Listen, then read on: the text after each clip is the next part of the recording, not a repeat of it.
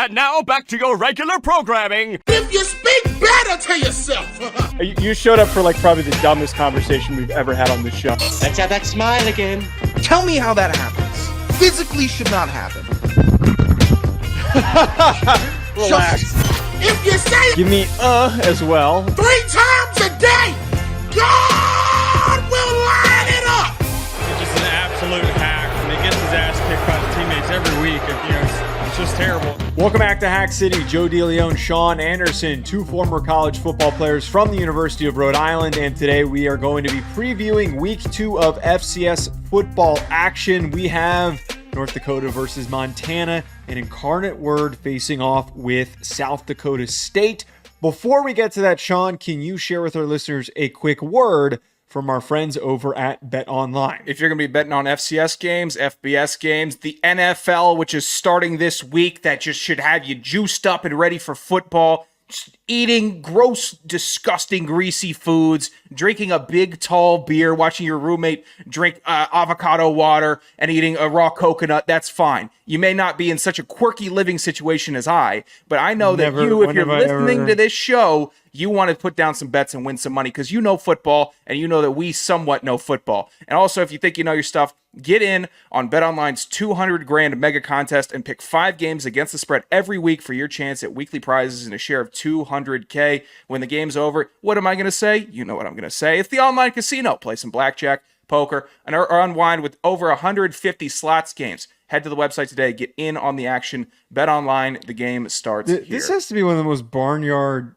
accidents that I have ever seen. What do you got going on in Virginia, man? This is near Richmond on the way to DC. What the hell? Someone definitely had a bad day there. Bad situation. Yeah, more than a bad day. You know, when I was driving back from Campbell, I was literally first on the scene to like a almost like a horse truck. You know, those horse truck? It had tipped over right on the highway. Okay. And we left so early because I had to get you to the Charlotte airport that early that I was able to get in one lane. And later that day, it was an hour block up all the way back from Southern Virginia to the crash. So there's some, Virginia drivers for the most part okay and cautious. Perfectly. Virginia truck drivers, maybe you're gonna lose the grip every now and then. All right, let's get to our ooh-woo games of the week. This week, we're bringing that back. We forgot to say that last week when we let in. Thank you for reminding me by putting that into the top of the doc. It's the dumbest thing we've ever done. It's the funniest thing that we've ever come up with because nobody knows why we did it. I don't even know why we did it. And you couldn't pronounce Ewu. So you did I thought we did ooh because it was just like the anime thing. I thought that was hilarious. That was your spin on it. I just had it as the vocal flub. It's fine. No, I didn't think that's what it was. Sure. Incarnate Word's traveling to face off with South Dakota State. South Dakota State in this situation, Sean, is looking for an opportunity to hit the ground running against their FCS schedule. It's disappointing that they lose the way that they did to Oklahoma State, but still plenty to take away from it to know how they're going to position themselves. Incarnate Word, on the other hand, got a ton of preseason hype coming into the year. Zach Calzada has gotten a lot of preseason accolades and recognitions, maybe a potential Walter Payton guy to keep track of if he continues to string together good games. And they're coming from a 28-7 win over Northern Colorado, where Calzada threw for 205 yards, 2 touchdowns, in interception, leaving a little bit to be desired. One thing that did stand out to me in this game that I'm focused on for what South Dakota State needs to really be prepared for is the running back room that Incarnate Word has, because they had 3 guys that had pretty strong contributions on the ground. I'm talking about Isaiah Robinson, who rushed for 79 yards, Declan Taylor, who rushed for 79, and then Lontrell Turner, who had 49 as well. So a bit of a 3-headed monster here for South Dakota State, knowing that they've got a pretty good run defense that they're going to have to face off with. I would say South Dakota State is one of the more... It's hard to stay reasonable when you're that good, but they stay reasonable. I saw Gronowski and Bach talking after a practice, or maybe in just a joint session with some media. They're staying positive. They're staying up. How could you not? You know you have a good team, and that's a good attitude and a good culture and a good program that South Dakota State has. And I'd say Incarnate Word developed a very good culture as well. And I know a lot of that stemmed from the quarterback position. Obviously, Lindsey Scott. Obviously, Cam Ward. Calzada's taking the reins now in this quarterback factory. It's going to be a very fun game for Incarnate Word. Well, it's going to be a fun I game would for think South it's Dakota fun, State. yeah. It could be very much unfun for Incarnate Word, getting a little bit of the residual effect of the Oklahoma State loss from South Dakota State, knowing that they're still loaded on offense, knowing that you still have a new receiver that you have to cover after going through years of them having studs. I've been informed that his name is not pronounced Wild. It's Wildy.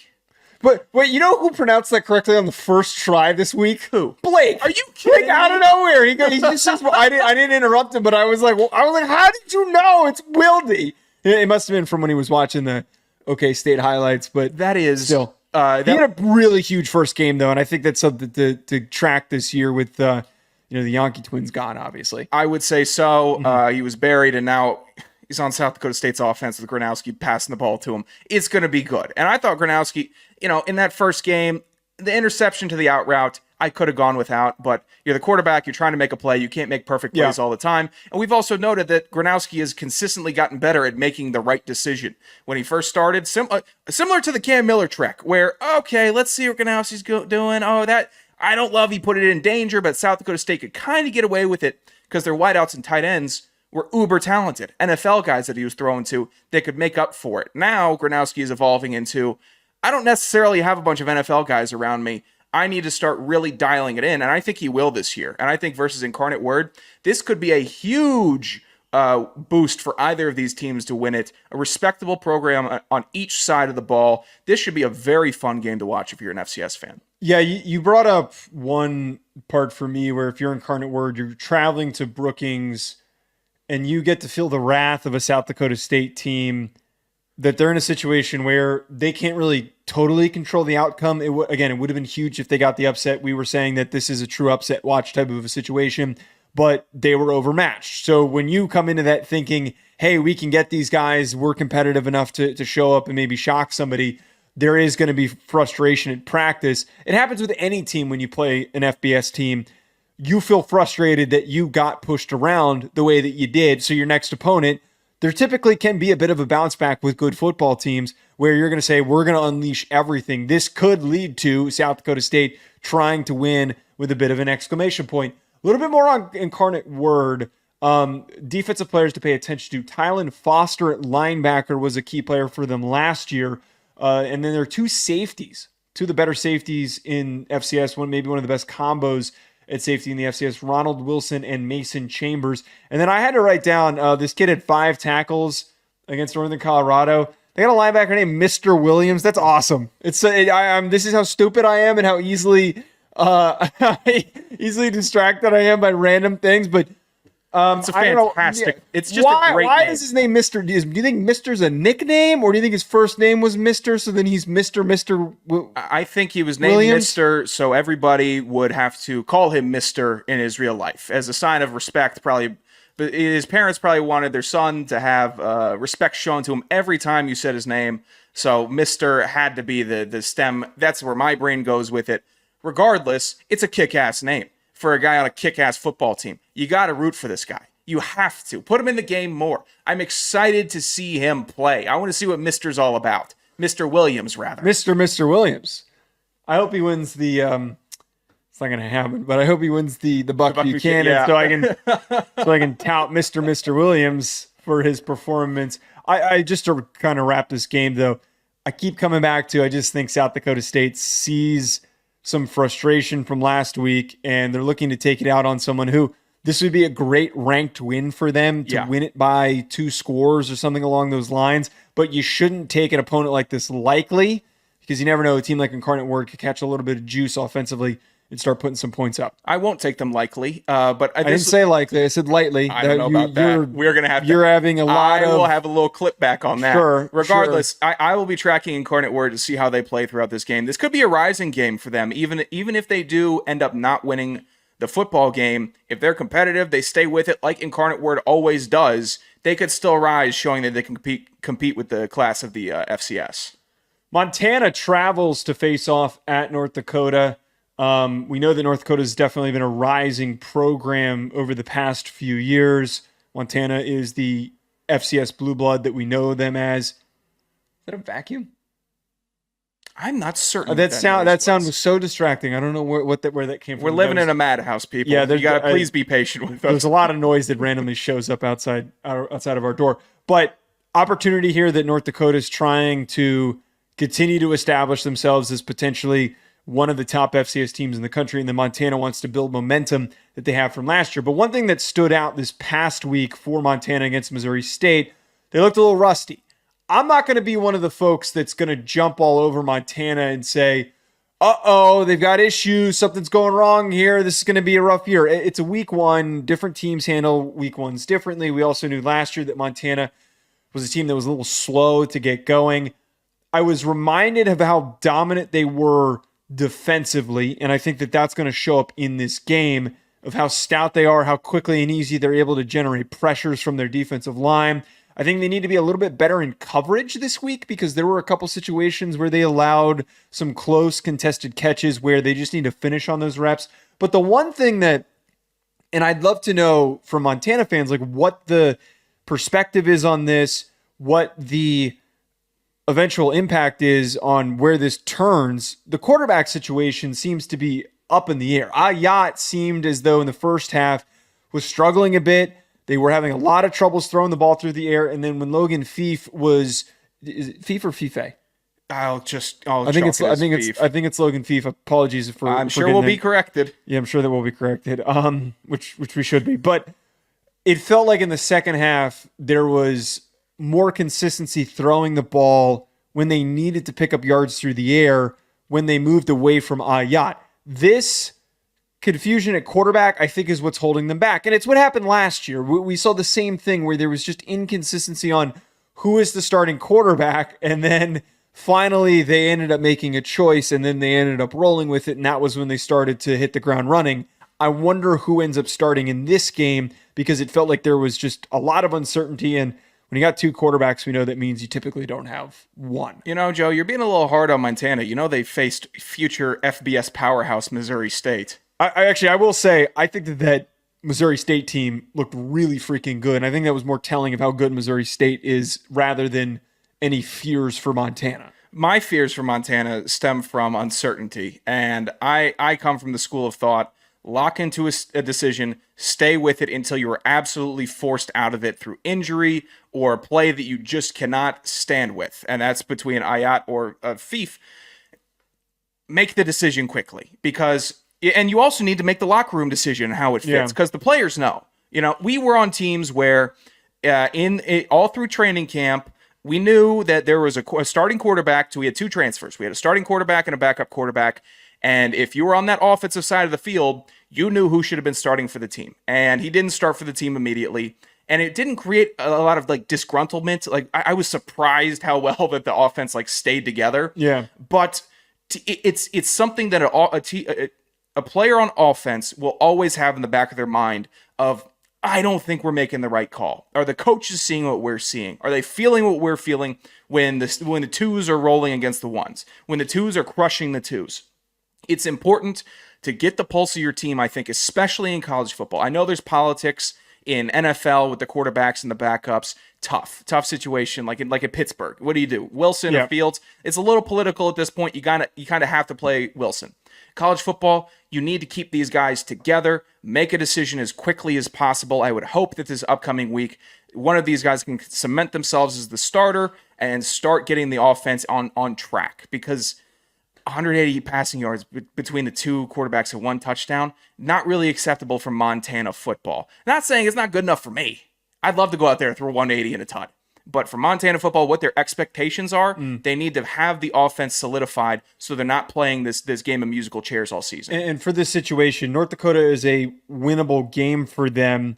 But when you step into a situation like this where every other position group is firing on all cylinders, but you can't find a quarterback to get into a rhythm, that's how you drop a game like this. On the North Dakota side of things, when they played Iowa State, there were some things that were impressive to take away. I thought that their defense continues to get better, and they were able to get some strong stops against an Iowa State offense that's supposed to be one of the better ones in the Big 12. Sorry, I don't know why I said 12th. Gavin Zybarth, Simon Fomo, and Isaiah Smith all had big contributions on the ground. No, why did I write FOMO? Romfo, Simon Romfo. How did that You know what? get- I actually let you. I was go like, by I that one. said it, and I was like, wait, that's not what his name is. Why did I? Romfo.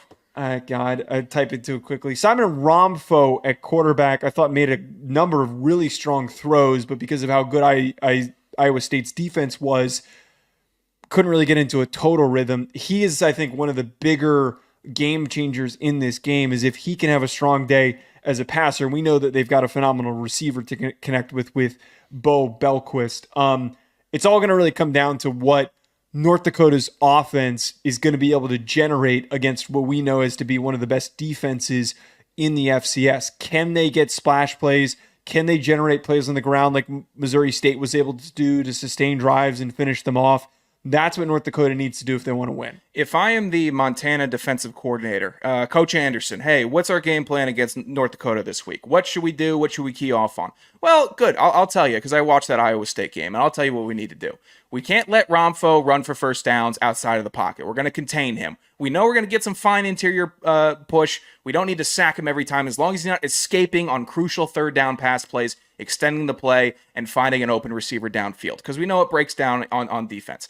Additionally, if it's third down, we're going to have 2 sets of eyes on Bo Belquist, because that connection already started going well. 6 catches, 43 yards. When North Dakota was driving in the first half on the 23-play drive that ended in a field goal for them, Belquist converted crucial third downs, and he's got sure hands. That is the target on third down for me. I know I know my defensive backs are going to run, and I can have a safety keep up with a deep threat. That's fine.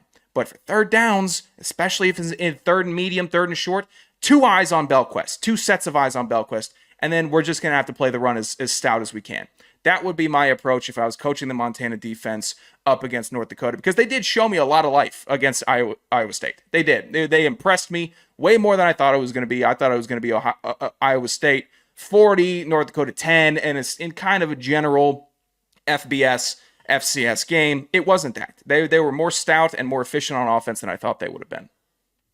Ultimately, both these teams, lot to gain for both of them. They need this game in order to start to build up their resume. And there's plenty of opportunities to regain footing after this, but early ranked on ranked matchup, we know how crucial it is to have that early big win in your back pocket, because you can then turn to it and say, this is the rallying point. We were able to do this. We're going to continue to be able to fight through adversity. We're going to be tracking that one. All right, we forgot to do FC estimates last week. I guess it didn't really completely matter because there were so few real FCS on FCS matchups that were worth featuring in FC estimates. But week 2, let's get rolling here, Sean.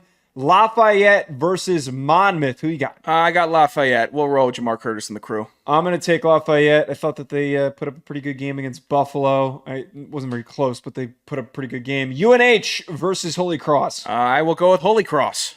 I don't know why you're all in on Holy Cross here. UNH, completely new coaching staff, and you're so I'm aware on Holy Cross. Campbell versus Western Carolina. Go with Western Carolina. They showed me a lot. Yeah, I'm in on Western Carolina this year. Elon versus NCCU. Sneaky, one of the better games that could be on that could be in the FCS slate this week. I'm going with NCCU. Yeah, give me Elon. I think Elon's good. It feels like CAA homer.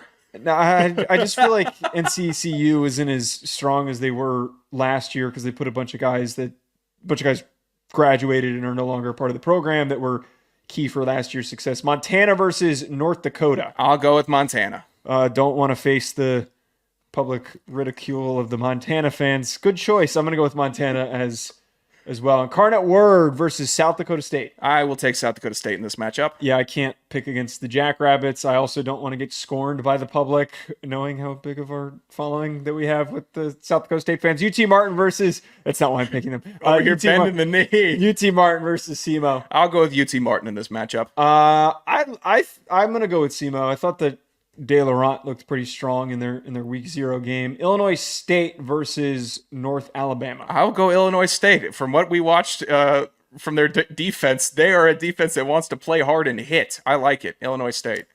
I'm going to take Illinois State as well. Yeah, they had some flashes against Iowa until it got separated on. SIU versus Austin P. This is my fan cope of the week. I'm going SIU. Austin Peay can cope. I'm debating if I should do my bit where I always go with Austin Peay, but I'm not going to do that. I'm going to take SIU in this one. Maine versus Montana State. Montana State. Yeah, Montana State. Maine doesn't want that smoke. Maine does not want that. Why do all these teams sign up to go to these places too? Like, why? They're going to get embarrassed. Yeah, Maine's for a team that has like no tropicality in their environment. I don't know if I would want to go somewhere with no tropicality in an out of conference game. You're going from Maine to Maine with mountains. Yeah, Rhode Island never scheduled those games. I guess for a bunch of. Oh, you didn't like Kansas? You didn't think that was nice and tropical? Well, no, but like we never scheduled like another top FCS opponent. I guess Merrimack. Yeah, man, they were real. Yeah, we were too busy playing the same 3 teams every year. We were playing. Screw you. We stunk against Merrimack. I was expecting to get in that game. I was pissed. I'm sitting here looking at some burn. Were you suited up for that game? I thought you were hurt. I know. I was suited up for Merrimack. No, I hated that game. Those Merrimack players were dicks. They were huge dicks. I got a penalty in that game, personal foul. Bullshit. These JV superstar losers were like, we know that we're not gonna play against anybody competitive, so we're gonna take all of our energy out. And I don't know, these guys didn't even start on defense, so we're just gonna try and beat the crap out of the long snapper. The only Did you team get hip toss there? What happened there? 39 career games. That is the hardest anyone's gone after me. It was completely unnecessary. I was like at the point in the season where I had lost like a good amount of weight. So I was like 195, which was the lightest I was the whole year, which was a mistake. No, there was one play where I just got driven into the ground like way too late, right in front of the ref. The play was over and I punched the guy in the head. It was the most unnecessary situation. I always love to point this out that I had 2 career personal fouls and that was one of them. I don't care if you're going to fucking hit me late. I'm going to punch you in the head. I don't care if I get the penalty. The main one is my favorite because the coach reaction. I was real close to Coach Rich on that one. But the Merrimack one, I always forget how angry you get at them. Well, the main one was even more justified because the play was definitely over and I got shoved from behind. That one was more justified. You at least had fun penalties. I had a holding call on my second play ever. Yeah. That sucked. I think it's perfect. Yeah, you're right. I had some fun penalties. I get to say that I had 2 personal. I didn't give a shit if I could say I had any tackles or not. I care that I could tell people I was a long snapper with 2 personal fouls in my career. Big dumb idiot from Albany shot the gap. Didn't mind it. He just completely went away from. Be better in football. He didn't stick to his assignments. He had outside contain. We were running outside zone. He ducks in. I didn't even hold him, by the way. I gave an assist hand. I didn't grab him. I gave an assist hand. Maybe I lunged a little bit. You know, I tend to bend at the hips and not at the knees as much as I should have. But it wasn't a hold. He also dipped in. I had no guard help to pick it up. So that was great to hear. Everybody that we knew in the I'd love to pull up the film that you probably did hold. Go ahead. Email Sato. I'm sure he's got it saved up. Yeah. At Joe DeLeone, at Sanderson Radio, at Hack City Pod on Twitter. We'll talk to you folks later. Enjoy the rest of your week.